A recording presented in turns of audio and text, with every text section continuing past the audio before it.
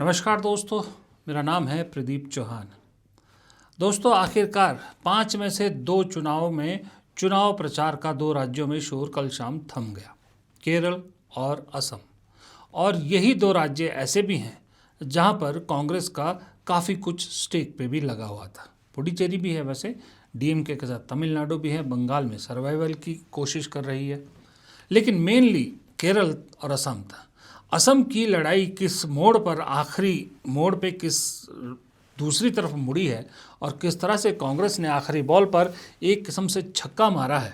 अब ये छक्के से गेम जीतती है नहीं जीतती है, ये तो मतगणना के दिन पता लग जाएगा। लेकिन फिलहाल कांग्रेस ने असम में तो आखिरी बॉल पे छक्का मारा है। लेकिन केरल एक ऐसा राज्य था जहां पर कांग्रेस शुरू से एक अच्छी विकेट पर थी, जहां कांग्रेस को शुरू से एडवांटेज माना गया, जहां कांग्रेस के लिए कहा गया कि कांग्रेस की जीत तय। कांग्रेस क्या मतलब, कांग्रेस का गठबंधन यूडीएफ की जीत तय है। और आखिर तक ये लगा भी। केरल ने दरअसल, अगर कांग्रेस जीतती है, केरल को जीतने में कामयाब होती है, तो बहुत से ऐसे संदेश केरल से पूरे देश के लिए निकलेंगे कांग्रेस के लिए, जो आगे चल के बहुत फ़ायदेमंद होंगे। केरल की जीत के बहुत मायने हैं कांग्रेस के लिए। पहला तो ये है कि केरल में जिस तरह से कांग्रेस के सभी गुटों ने, सभी नेताओं ने एकजुटता दिखाई है, वो अपने आप में एक मिसाल है। कांग्रेस के शायद सोचा भी नहीं था, या कांग्रेस के कार्यकर्ताओं ने कभी सोचा भी नहीं होगा कि जो केरल में कांग्रेस कई गुटों में बटी हुई दिख रही थी 1 महीना पहले तक, वो अचानक से इतनी एकजुट हो जाएगी, इतनी एकजुट हो जाएगी कि कहीं किसी को भनक तक नहीं मिली कि भाई ये आपस में बटे हुए। किसी ने कोई बयान नहीं दिया। शशि थरूर तक, जो नेता हैं जिन पर फिलहाल कांग्रेस भरोसा नहीं कर पाती कि कब क्या बोल दे, वो भी डेडिकेटली अपने पार्टी के जो कैंडिडेट हैं उनके प्रचार में जुटे रहे।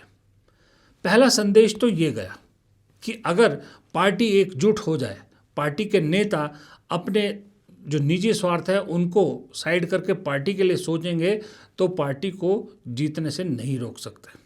पहला संदेश ये जाता है। दूसरा संदेश ये जाता है कि अगर पार्टी के सीनियर नेता टाइमली और स्ट्रिक्ट डिसीजन ले, स्ट्रिक्ट उस पर फॉलो करे, तो नीचे के नेता अपने आप लाइन पर आते हैं। ये भी केरल में हुआ। तीसरा जो संदेश केरल से या मायने जो कांग्रेस के लिए निकलते हैं, वो ये है कि राहुल गांधी और प्रियंका गांधी दोनों वहाँ जाके प्रचार दोनों ने किया, और जिस तरह से एक निजी संबंध या यूँ कहें कि इनफैक्ट जो लगाव इन दोनों ने केरल के साथ दिखाया, अगर यही लगाव दूसरे राज्यों में भी इनकी तरफ से देखने को मिलेगा, तो लोग कांग्रेस के साथ ज़रूर कनेक्ट होंगे। और आखिरी लेकिन सबसे अहम मेरे हिसाब से जो वहाँ के मायने है, जो मैसेज निकलता है, वो ये है कि जिस तरह से केरल में केसी वेणुगोपाल को मेहनत करते हुए देखा गया, तो बहुत से लोग हैरान रह गए, जिसमें मैं भी हूँ।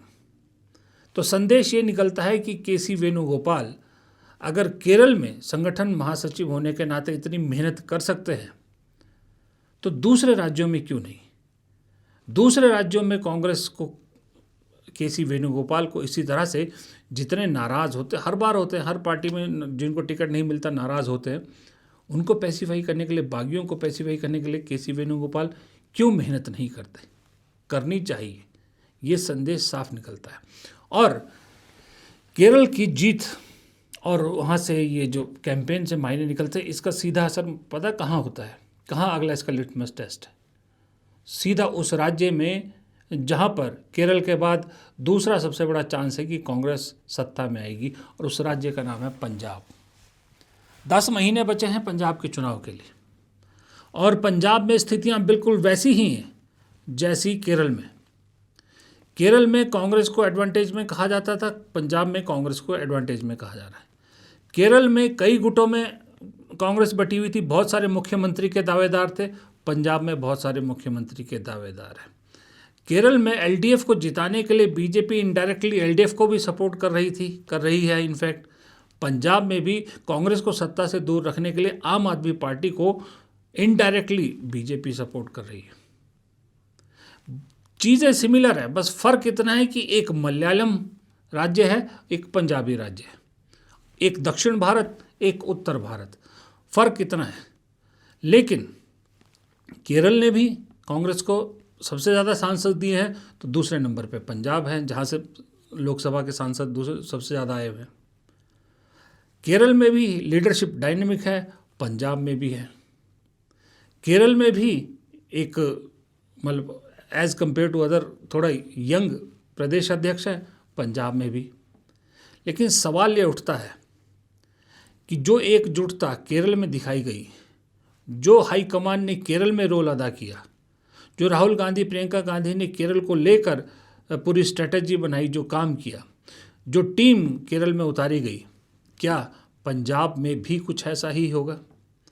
क्या सचिन पायलट जैसे नेता को पंजाब में भी उतारा जाएगा? क्योंकि राजस्थान के साथ पंजाब का बहुत ही अच्छा लगता है। मुझे लगता है सचिन पायलट बहुत कामयाब होंगे। हरियाणा के साथ लगता है वो हरियाणा के जाट लगते इलाके को भी इन्फ्लुएंस कर सकते हैं, राजस्थान के साथ लगते इलाके को भी इन्फ्लुएंस कर सकते हैं। फिर आते हैं पड़ोसी राज्य हिमाचल के मुख्यमंत्री सुखविंदर सिंह सुक्खू, वो बड़े इंपॉर्टेंट रोल में हो जाते हैं, क्योंकि पंजाब का हिमाचल के साथ बहुत बड़ा एरिया लगता है। और सबसे बड़ी बात, पंजाब में सबसे बड़ी दलित आबादी है। क्या वहाँ पर मल्लिकार्जुन खड़गे फैक्टर काम करेगा? क्या जो राहुल गांधी की दलित ओबीसी की राजनीति है उसको फोकस किया जाएगा पंजाब में, उसको लेके कोई स्ट्रैटेजी बनाई जाएगी? और फिर एक काफ़ी बड़ा तबका पंजाब में मुसलमानों का भी है। क्या इमरान प्रतापगढ़ी या इमरान मसूद जैसे नेताओं से वहाँ पर कुछ उम्मीद की जाएगी? बहुत सारी चीज़ें हैं। मैंने अभी पंजाब का जिक्र करना इसलिए शुरू किया कि 10 महीने हैं, अभी भी पंजाब में चीज़ें पूरी तरह से कंट्रोल में नहीं हैं। पंजाब में अभी भी बहुत सारे अंतर्कलह कांग्रेस में दिखती है, लेकिन 10 महीने का वक्त है। केरल का पूरा मॉडल रेप्लिका पंजाब में उतार देना चाहिए कांग्रेस को तुरंत। अभी से राहुल गांधी या प्रियंका गांधी दोनों में से किसी एक को कमान अपने हाथ में लेनी होगी। अभी से केसी वेणुगोपाल के बहुत से दौरे पंजाब के शुरू हो जाने चाहिए। अभी से ये जो मैंने चेहरों के नाम गिनाए हैं, इनका पंजाब में आना जाना शुरू हो जाना चाहिए। भूपेश बघेल असम में जिम्मेदारी निभा रहे हैं, पंजाब के प्रभारी हैं, उन्हें पंजाब जाना होगा और उनके खुद के प्रदेश के जो प्रभारी हैं सचिन पायलट, वो उनके साथ होने चाहिए। बहुत सारे नेता ऐसे हैं जो हैं महाराष्ट्र में, सही मैं आपको बताऊं, लेकिन पंजाब में उनकी काफ़ी पकड़ है। मैं नाम नहीं लूँगा, वो बैक डोर में काम करते हैं कांग्रेस के लिए, उनको पंजाब लाना ज़रूरी है। और सबसे बड़ी बात यह है कि आम आदमी पार्टी ने जिस तरह से अपना पूरा जोर वहाँ लगा दिया है, अरविंद केजरीवाल, मनीष सिसोदिया, सब के सब वहाँ उतरे हुए हैं काफ़ी दिनों से और लगातार पंजाब में काम कर रहे हैं, उसका काट करना बहुत ज़रूरी है। क्योंकि देखिए, हाल फिलहाल में कांग्रेस को अगर किसी ने सबसे ज़्यादा नुकसान पहुंचाया है वो आम आदमी पार्टी है। बीजेपी से ज़्यादा नुकसान आम आदमी पार्टी ने पहुंचाया है। बीजेपी ने कांग्रेस का वोट नहीं खाया है, बीजेपी ने वो वोट लिया है, बीजेपी के पास वो वोट है जो मोस्टली कांग्रेस के साथ नहीं था। लेकिन आम आदमी पार्टी वो है जिसने गुजरात हो, हरियाणा हो, पंजाब हो, दिल्ली हो, सब जगह कांग्रेस की गेम बिगाड़ी है। लेकिन आज की डेट में अरविंद केजरीवाल और उनकी पार्टी का सब कुछ पंजाब में दांव पे लगा है। अगर पंजाब में आम आदमी पार्टी सोचिए अगर चुनाव हार जाती है तो ज़्यादातर विशेषज्ञ यही कह रहे हैं कि पार्टी ख़त्म हो जाएगी, आम आदमी पार्टी के पल्ले कुछ नहीं बचेगा। क्योंकि अभी जितना भी आम आदमी पार्टी खर्च कर रही है, खास करके गुजरात में, वो पैसा सबका सब पंजाब से जा रहा है। ये लोग कह रहे हैं, ये आरोप लगते हैं उन पर कि पंजाब का पैसा खर्च गुजरात में होता है। मुख्यमंत्री के चॉपर का इस्तेमाल अरविंद केजरीवाल के गुजरात दौरों के लिए होता है। मुख्यमंत्री भगवंत मान है, अरविंद केजरीवाल किसी संवैधानिक पोस्ट पे नहीं है, लेकिन पंजाब में सभी योजनाओं का उद्घाटन अरविंद केजरीवाल कर रहे हैं। तो इससे आप अंदाज़ा लगा सकते हैं कि अरविंद केजरीवाल के लिए कितना अहम है पंजाब का चुनाव। अब आपको मालूम है अरविंद केजरीवाल एक तरह से फोटोकॉपी हैं प्रधानमंत्री मोदी की। जो वो हथकंडे राजनीति में अपनाते हैं अरविंद केजरीवाल वो सब उसी तरह से अपनाते हैं। तो बैकडोर या पर्दे के पीछे अरविंद केजरीवाल क्या क्या कहानी गिनेंगे, उस कहानी को गिनने के लिए भी कोई पवन खेड़ा टाइप का आदमी अभी से लगाना होगा जो सारी चीज़ों पर नज़र रखे और सब कुछ तुरंत लोगों के सामने रखे। इसलिए मैं कहा कि केरल के चुनाव के नतीजों के मायने कांग्रेस के लिए बहुत है। ये तो मैंने अभी एक स्टेट बताया आपको कि जहां इसको रेप्लिकेट किया जा सकता है केरल में अगर पॉजिटिव नतीजे आते हैं। फिर उत्तराखंड है, ये मत भूलिएगा, उत्तराखंड में आज की डेट में बीजेपी बहुत बहुत कमज़ोर स्थिति में है। वहाँ लोग थर्ड ऑप्शन है नहीं, कांग्रेस को खुद आगे कर रहे हैं। अगर वहाँ भी पंजाब के साथ ही उत्तर प्रदेश के साथ चुनाव होने हैं, तो अगर वहाँ भी कांग्रेस अभी से काम शुरू करे और एक डेडिकेटेड टीम वहाँ उतारे तो ही आप कामयाब हो पाओगे। देखिए, कांग्रेस को ये सोचना होगा कि एक साथ कई लड़ाइयाँ लड़के देख ली, कोई फ़र्क नहीं पड़ रहा, नतीजे पॉजिटिव नहीं आ रहे।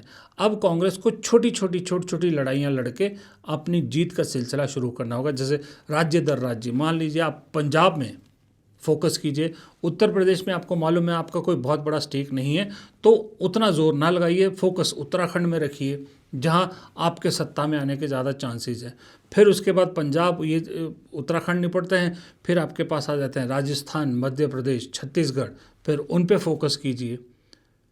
फिर आप उसके बाद हिमाचल वहाँ बचाने की कोशिश कीजिए। एक एक करके आपको स्ट्रेटजी बनानी पड़ेगी, उसी हिसाब से टीम बनानी पड़ेगी, उसी हिसाब से लास्ट मोमेंट पे नई चीज़ें कम से कम 10-10 महीने पहले, 8-8 महीना पहले वहाँ मैदान में सबको उतरना होगा, तभी मंजिल तक पहुँचा जा सकता है। वरना एक केरल जीत कर कोई बहुत बड़ा तीर नहीं मार लेंगे और असम मिल गया तो फिर उसके तो कुछ और ही मायने होंगे। वो किसी और एपिसोड में बात करेंगे कि असम की जीत के पॉलिटिकल और नॉन पॉलिटिकल दोनों ही बहुत मतलब निकाले जाएंगे और बहुत उसके रिजल्ट के आसपास देश की राजनीति की आने वाली दशा और दिशा आपको नज़र आएगी। फिलहाल इस वीडियो में इतना ही। प्रदीप चौहान को दीजिए इजाज़त। नमस्कार।